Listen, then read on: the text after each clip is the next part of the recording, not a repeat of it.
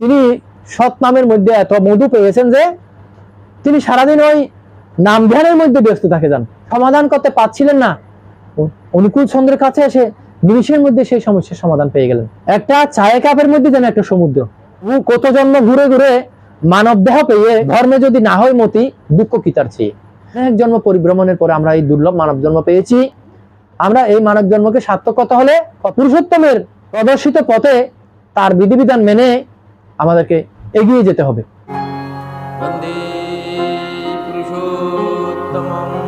এই মনটাকে যদি আমরা নিয়ন্ত্রণ করতে পারি, মনটাকে যদি আমরা সৎ পথে চালিত করতে পারি, তাহলে আমরা একটা আদর্শ মানুষ হয়ে উঠতে পারবো। এই মনটা অত্যন্ত বিচলিত, অত্যন্ত চঞ্চল। উদ্দেশ্যের মধ্য দিয়ে মনটাকে স্থির এবং নিয়ন্ত্রণ করতে হয়। ঠাকুর যে কিরকম ঠাকুর, তার লীলাগুলো আমরা জানলে, শুনলে, বুঝলে আমরা তাকে উপলব্ধি করতে পারবো। নগেন ভট্টাচার্য নামে এক দাদা ছিলেন, এক ব্রাহ্মণের ছেলে। তিনি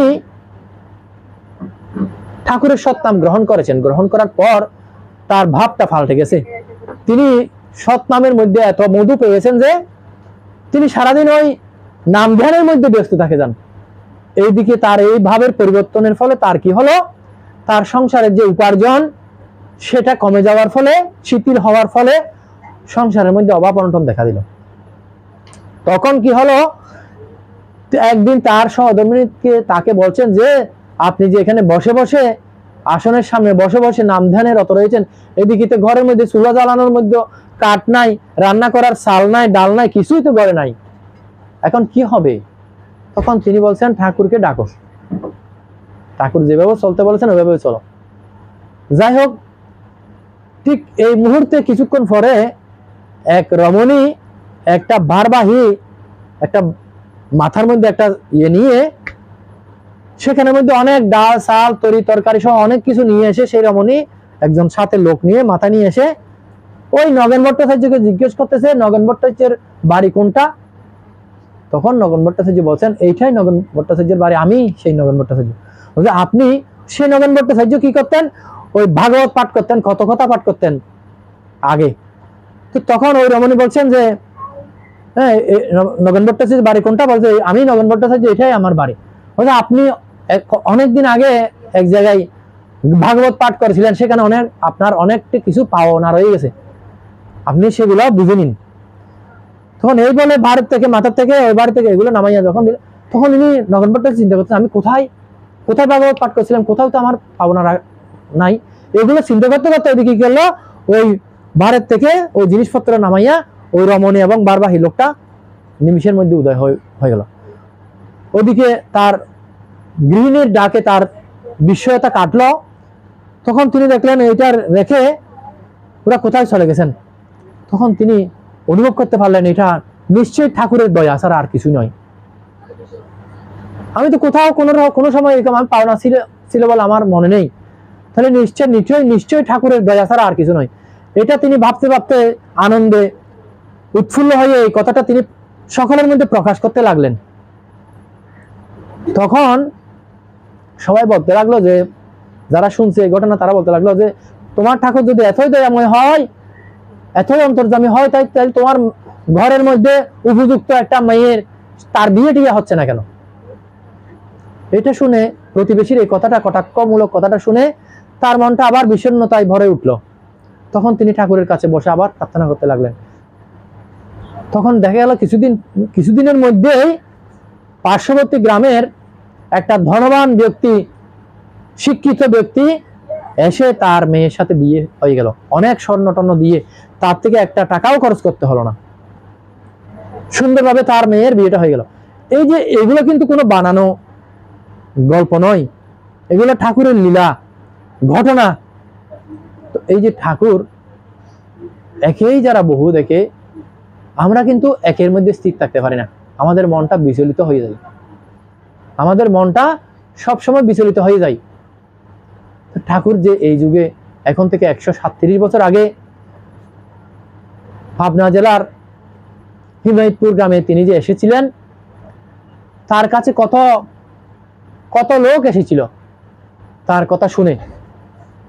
কিন্তু তিনি, তার কাছে যে লোক আসতো, বড় বড় লোকরা, বিজ্ঞানী, দার্শনিক, উকিল, সাহিত্যিক, অনেক বড় বড় শিক্ষিত লোক আসতেন।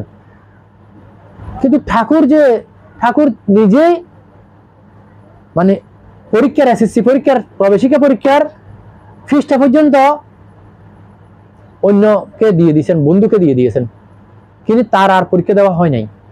তো কিন্তু তিনি এই প্রবেশিকা পরীক্ষায়ও পাস না করেও তার যে জ্ঞান ভান্ডার, ওই যে দার্শনিক বিজ্ঞানীরা এসে তারা বিস্মিত হয়ে যায়। তাদের যে বিজ্ঞানী, তার যে গবেষণার যে কঠিন বিষয় সমাধান করতে পারছিলেন না, অনুকূল চন্দ্রের কাছে এসে নিমিষের মধ্যে সেই সমস্যার সমাধান পেয়ে গেলেন। অথচ তার তেমন কোনো মানে শিক্ষা, আমরা যেটা বলি, তার একাডেমিক যে সার্টিফিকেট, কোনো ধরনের সার্টিফিকেট নেই। তিনি ওই অজফারা গাইয়ে তিনি লেখাপড়া করতেন। কিন্তু তিনি, আমরা মনে করি যে কি মানে তার মধ্যে কোনো লেখাপড়া, কোনো সার্টিফিকেট নাই। তাকে যে আমেরিকান ভক্ত একটা বই লিখেছিলেন যে the ocean in a T cup, একটা চায়ের কাপের মধ্যে যেন একটা সমুদ্র। আমরা সাধারণভাবে দেখতে পাই তিনি একটা, আমরা যে বলি নন মেট্রিক, মানে তিনি প্রবেশিকা পরীক্ষায় অংশগ্রহণ করেন, তার এসএসসি পাসও তৎকালীন তার হয় নাই। কিন্তু তার জ্ঞানের গভীরতা, সেটা সমুদ্রের সাথে তুলনা করা হচ্ছে। The ocean in a T cup, যেন একটা চায়ের কাপের মধ্যে একটা সমুদ্র। অথচ একটা সাধারণ মানুষ দেখা যায়, আমরা আমাদের সীমিত জ্ঞানের মধ্যে দিয়ে সীমিত ধারণা করি তিনি একজন সাধারণ মানুষ, কিন্তু তিনি যে অসাধারণ, তার যে কি নিয়ে তিনি এই যুগে এসেছেন, যে সমুদ্রের মতো তার জ্ঞান ভান্ডার তিনি বিলিয়ে যাচ্ছেন, তিনি বিতরণ করে যাচ্ছেন। তাই ঠাকুর বলছেন, বহু কত জন্ম ঘুরে ঘুরে মানব দেহ পেয়ে ধর্মে যদি না হয় মতি, দুঃখ কি তার চেয়ে। ঠাকুর আমাদেরকে সজাগ করে দিচ্ছেন। তিনি সংসারে অতি সাধারণ জীবের মতো থাকেন। হীরক যেমন কয়লা প্রভৃতি আবর্জনার মধ্যে থাকে, উত্তম রূপে তাকে পরিষ্কার না করলে তার জ্যোতি বেরোয় না, তিনিও সংসারে অতি সাধারণ জীবের মতো থাকেন। প্রেমের প্রক্ষালনেই তার জ্যোতিতে জগৎ উদ্ভাসিত হয়। প্রেমী তাকে ধরতে পারে। প্রেমীর সঙ্গ করো, সৎসঙ্গ করো, তাহলে আমরা তাকে চিনতে পারবো না, যদি আমরা প্রেমীর সঙ্গ না করি, সৎসঙ্গ না করি। কারণ তিনি সংসারে অতি সাধারণ জীবের মতো থাকেন। ওই প্রেমের মাধ্যমেই তাকে চেনা যায়, ভালোবাসা দিয়েই তাকে চিনে যায়। তাই ঠাকুর বলছেন, ঈশ্বর তোরে বাসেন ভালো, স্বার্থ তাতে কি, তুই না ভালোবাসলে তারে সবই চাই কি। তিনি আমাদেরকে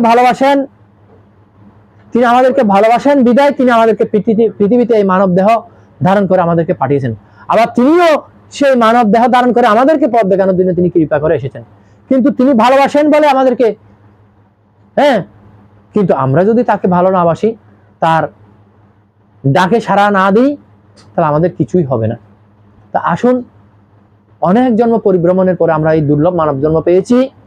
আমরা এই মানব জন্মকে সার্থক করতে হলে পুরুষোত্তমের প্রদর্শিত পথে তার বিধিবিধান মেনে আমাদেরকে এগিয়ে যেতে হবে, তাহলে আমাদের এই জীবনটা সার্থক হবে, সুন্দর হবে।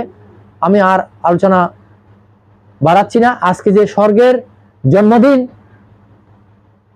তার এই শুভ দিনে পরম দয়ালের আতুল চরণে প্রার্থনা জানাই, সে যেন ঠাকুরের মানুষ হয়ে উঠে, একটা আলোকিত জীবন সেই প্রাপ্ত হয়। তার সর্বাঙ্গীন কল্যাণ কামনা করছি। আর আমরা যারা ওখানে উপস্থিত হয়েছি, প্রত্যেকেই যেন আমরা মঙ্গলের অধিকারী হয়ে উঠতে পারি। প্রত্যেকের মঙ্গল কামনা করে আমার আলোচনা এখানে শেষ করছি। সবাইকে আনন্দিত জয়।